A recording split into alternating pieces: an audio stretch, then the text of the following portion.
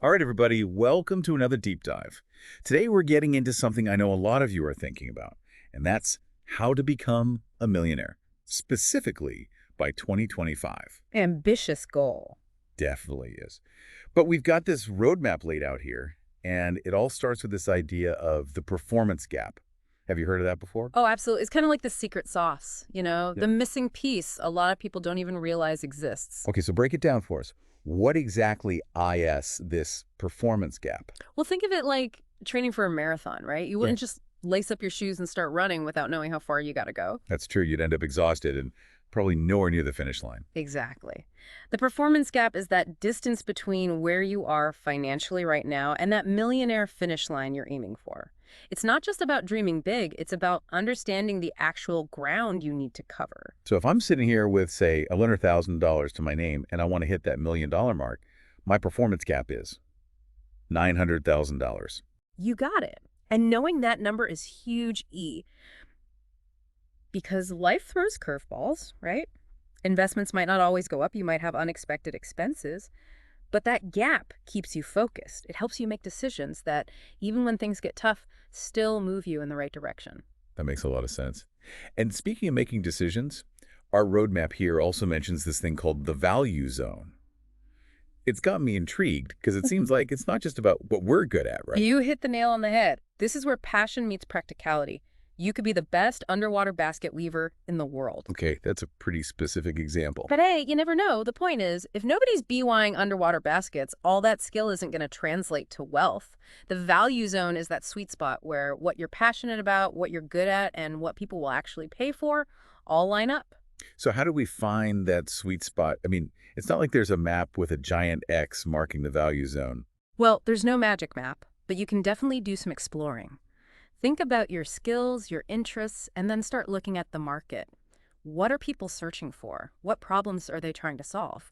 Maybe you're an amazing cook, Andy. You notice everyone going crazy for healthy meal prep ideas. Boom!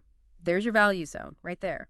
I like it. And our roadmap also really stresses this idea of having both active and passive income. They actually use the examples of a service-based business for active income and investments for passive.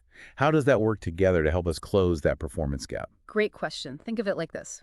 Your service-based business, your freelance writing, your consulting, whatever it is, that's you trading your time and skills for money. It's the fuel for your wealth-building engine. Got it. That's the active part. But how do investments play into this? That's where the passive income comes in. You take a portion of that fuel you're generating and you put it to work in investments. Now your money's making more money, even when you're not actively working. It's like having a team of tiny robots out there hustling for you 24/7. Okay, so it's about having both engines firing, the active and the passive. But I think something a lot of us struggle with is feeling like we have limited resources. Our roadmap talks about this resource triangle of time, money, and energy. Oh, the resource triangle is real. We all only have so much to give, right? Exactly. So how do we prioritize, especially when it feels like we're being pulled in a million different directions? It's about focusing on what moves the needle most. Look at your performance gap and ask yourself, what's the one thing I could do that would have the biggest impact? Maybe it's taking a course to level up your skills. Maybe it's automating parts of your business to free up time. Maybe it's just saying no to things that aren't moving you toward your goal. It's different for everyone, but being intentional is key. Prioritize and focus. Yeah. Makes sense. Okay, so there's one more thing from our roadmap that I just have to ask you about. It's this whole idea of obstacles as secret weapons. I mean, come on, how can a problem be a good thing? It's all about perspective, right? When we hit a roadblock, our instinct is to get frustrated, maybe even give up. Definitely been there. But think about it. Obstacles force us to get creative.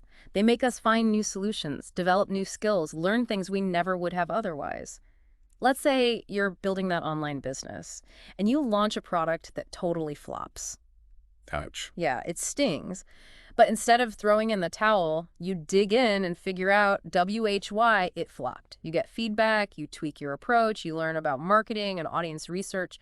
All of a sudden, you're not just back where you started, you're ahead of the game. You've leveled up. So it's like obstacles are actually disguised opportunities for growth.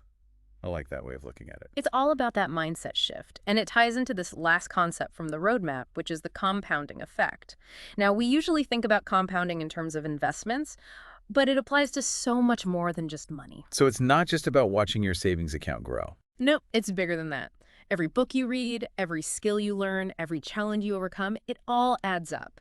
It compounds into this amazing wealth of knowledge and experience that helps you make better decisions, spot better opportunities, and ultimately achieve bigger things. So we're training for that financial marathon, right? Yeah, Each little bit of effort, each step we take, it all contributes to getting us across that finish line. exactly. And that's why it's so important to keep learning, keep growing, never stop pushing yourself, because that compounding effect, it's always working, even when you don't realize it. This has been so eye-opening. I feel like understanding this performance gap, it really is like having a GPS for our financial journey. And like any good GPS, it's only useful if you actually use it. That's the truth.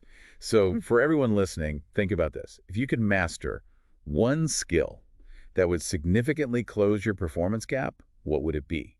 And what's one tiny step you can take today to start building that skill? Love that question. Keep those wheels turning. And that's a wrap for today's deep dive. We hope you found this helpful, and we'll see you on the next one. Happy wealth building, everybody.